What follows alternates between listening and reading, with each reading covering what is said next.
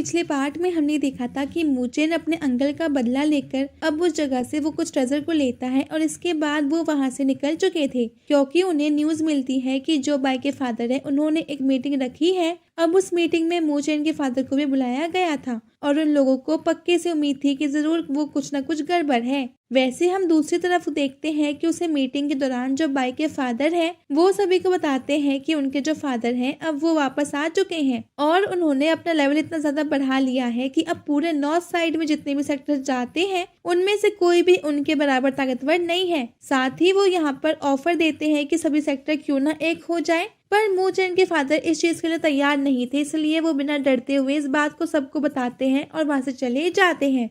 अब इस पार्ट की स्टार्टिंग पिछले पार्ट के आगे से होती है। हम देखते हैं कि जो मूचेन के फादर हैं वो बाकी सभी सेक्टर के लीडर्स के साथ वापस लौट रहे थे। अभी वो वैसे ही वहीं से बाहर निकले हैं, मगर फिर भी उन लोगों के मन में ये था कि जो बाई के फादर के भी फादर हैं, अब उनका नाम जीन है, वो उनसे इस तरह से नहीं जाने दे सकती, वो जरूर इन पर हमला करेंगे। इस पर मूचेन के फादर कहते हैं कि ये बात तो पक्की है कि वो हम पर हमला करेंगे, इसीलिए हमें बिल्कुल साथ में चलना चाहिए, जिससे कि अगर ऐसा कुछ होता है तो हम अपने आप की रक्षा कर सकें। लेकिन अब जब वो आगे बढ़ ही रहे होते हैं तो उसी समय जीन यानी कि बाई के फादर सामने आ जाते हैं और कहते हैं कि तुम लोगों को लगता है कि तुम यहाँ से जिंदा बचकर जाओगे, लेकिन जो मेरी बात नहीं मानेगा अब उसे पनिशमेंट मिलेगी, इसीलिए अब सजा भुगतने के लिए तैयार हो जाओ। सभी लोग पहले तो उन्हें समझाते हैं कि उनकी बात गलत नहीं है, लेकिन यहाँ पर जब जीन नहीं मान रहे थे तो इन सभी लीडर्स में से एक लीडर उन पर हमला करने के लिए आगे बढ़ जाते हैं।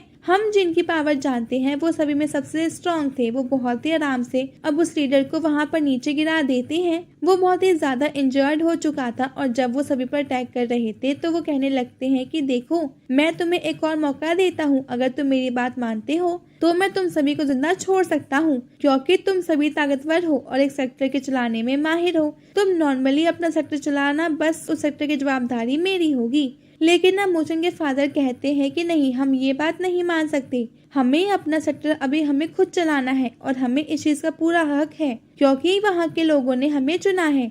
पर अब ये सुनने के बाद जीन कहते हैं कि ठीक है, अगर ऐसी बात है तो तुम्हें मरना होगा, फिर मैं अपना कोई भी आदमी तुम्हारे सेक्टर में लीडर बना दूंगा। इतना कहते हुए वो अपनी स्पिरिचुअल चेंज को निकालते हैं और हमला करना स्टार्ट कर देते हैं। तो एयरटेल पावरफुल था लेकिन सभी लोग उससे बच रहे थे। अब यहाँ पर मूचेन के फादर भी थोड़े सीरियसली लड़ाई के मूड में आते हैं। वो अपनी फायर फिनिक्स बर्ड को सामान करते हुए जिन पर हमला कर देते हैं, लेकिन यहाँ पर जिनकी पावर बहुत ज्यादा थी उनका सिर्फ एक ही अटैक काफी था उस फायर फिनिक्स बर्ड को मारने के लिए। तो इस साइड नीचे हम देखते हैं कि मूचेन और उसके अंकल वहां पर पहुंच चुके थे। वो ये सब देखते हैं, वो सभी शॉक थे। मूचेन कह रहा था कि हमें जल्द से जल्द कुछ ना कुछ तो करना होगा।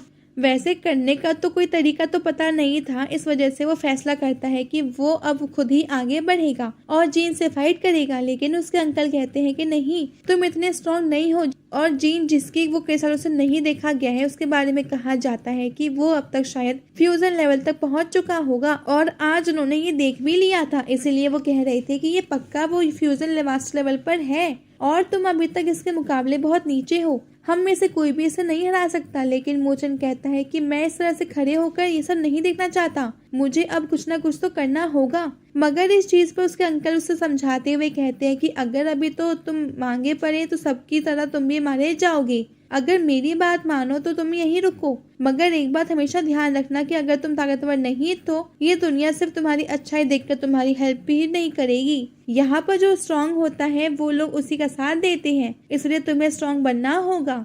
तो अब इस तरफ हम देखते हैं कि यहाँ पर जो फाइट चल रही थी उस लड़ाई में सभी का बहुत बुरा हाल था और जो जीन है उनके टैक्स के सामने कोई भी टिक नहीं पा रहा था। तभी उनके टैक्स से सिर्फ बच नहीं रहे थे, ये तो बस उसे डोज करने की कोशिश कर रहे थे, लेकिन कितनी भी कोशिश कर ले इस चीज में बस उनकी एनर्जी खत्म होगी, अब उस अटैक को रोक नहीं पाएंगे। और यही से चीज जीन से कहते हैं कि तुम लोग मेरे अटैक के सामने टिक भी नहीं रहे हो तो मुझे हराओगे क्या।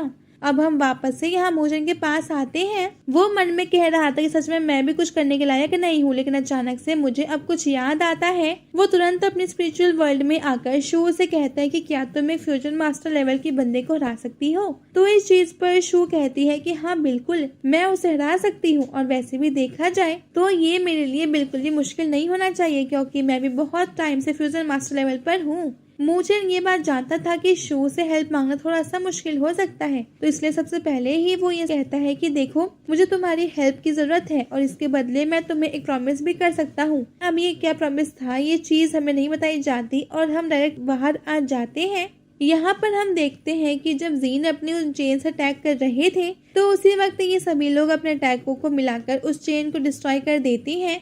अब इस चीज में बहुत तेज ब्लास्ट होता है, वो सभी के सभी लोग पीछे आ जाते हैं और अब उन्होंने भागना ही शुरू कर दिया था। हम यहाँ पर देखते हैं कि नीचे मूचन बिल्कुल स्ट्रेट खड़ा हुआ है। ये चीज देखकर उसके अंकल शॉक थे, वो उससे चिल्ला रहे थे कि तुम्हें क्या हो गया है, हमें यहाँ से निकलना चाहिए। लेकिन मूचन वहीं पे खड़े थे, क्योंकि असल में वो अपने स्पिरिचुअल वर्ल्ड में इस वक्त शू से बात कर रहा है। अब हम वापस से उसकी स्पिरिचुअल वर्ल्ड में आते हैं, जहाँ पर हमें पता चलता है कि उसने स्पिरिचुअल वर्ल्ड को ये प्रॉमिस किया है कि वो कभी भी इसकी स्पिरिट रिफाइन नहीं करेगा। तो स्पिरिट रिफाइनिंग हमें पता है, जैसे कि कोई भी स्पिरिट होती है, तो अगर हम तो उसे रिफाइन कर ले तो उसकी जो पावर्स होती है वो हमारे अंदर आ जाती हैं। लेकिन ये बात मानना बहुत ज्यादा मुश्किल था, इस वजह से शू कहती है कि मैं तुम्हारी बात कैसे मान लूं। मूचन कहता है कि तुम्हें मुझ पर भरोसा करना होगा, क्योंकि तुम मेरे साथ बहुत टाइम से रह रही हो। अब तो तुम समझ जाना चाहिए कि मैं किस तरह का इंसान हूँ। साथ ही मूचन ये भी प्रॉमिस करता है कि मैं पूरी मेहनत करूंगा और इतना स्ट्रांग बनूंगा कि इस केस को जल्द से जल्द मैं तोड़ सकूं, जिससे कि तुम फिर से आजाद हो सको। अब मूचन की बात सुनकर, और साथ ही साथ मूचन की बात सही भी थी, वो इतने टाइम से उसके साथ रह रही है और वो भी जानती है कि मूचन झूठ नहीं कहता, इसीलिए अब उससे ये भी यकीन होने लगा था। और अब वो कहती है कि देखो, ये सब तो ठीक है, मैं तुम्हारी बात मान लेती हूँ, लेकिन मेरी पावर बहुत ज्यादा है, तुम्हारे लिए उनको संभाल पाना बहुत मुश्किल होगा। मूचन कहता है कि कोई बात नहीं, तो इस चीज का अंजाम अब कुछ भी हो, लेकिन मैं इस चीज के लिए तैयार हूँ। अब हम बाहर आते हैं, जहां हम देखते हैं कि जो बाई के फादर हैं, वो इस वक्त आगे बढ़ रहे थे सभी पर हमला करने के लिए। तो यहाँ पर मूचन के फादर आगे आकर उनसे लड़कर उन्हें रोकने की कोशिश करते हैं। दूसरी साइड जिन ने भी अपना एक बहुत ही बड़ा पाम अटैक क्रिएट कर लिया था, और ये देखते हुए सभी लोग रुक जाते हैं और उनसे लड़ना स्टार्ट कर देते हैं।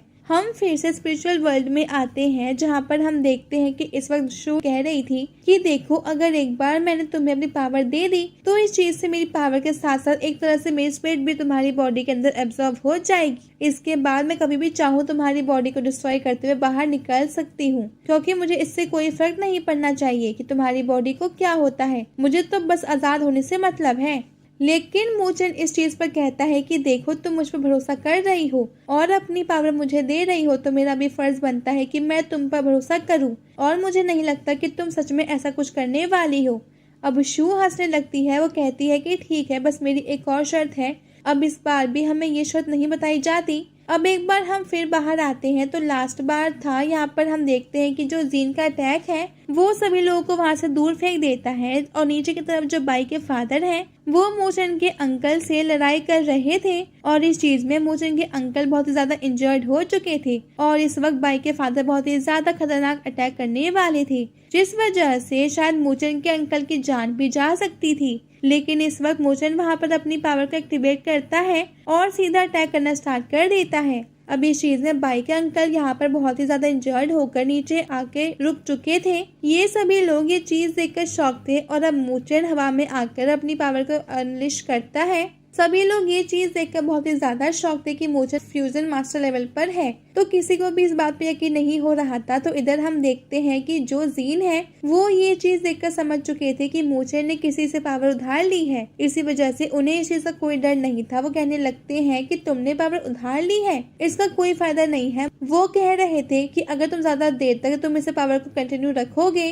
तो इस चीज से तुम्हारी बॉडी भी ब्लास्ट कर सकती है। मूचन कहता है कि मुझे सबसे कोई फर्क नहीं पड़ता, लेकिन यहाँ पर वो देखता है कि उसके हाथ में भी लाइन पड़ना स्टार्ट हो गई है, जिसका मतलब है कि उसे जल्द से जल्द जीन को हराना होगा। अब इसके बाद अब उनमें फाइट स्टार्ट हो जाती है। हम देखते हैं कि दोनों ही बराबर पावर के साथ अब लड़ रहे थे, तो इसमें बता पाना मुश्किल था कि कौन ज्यादा स्ट्रांग है, क्योंकि दोनों का लेवल लगभग सेम ही है।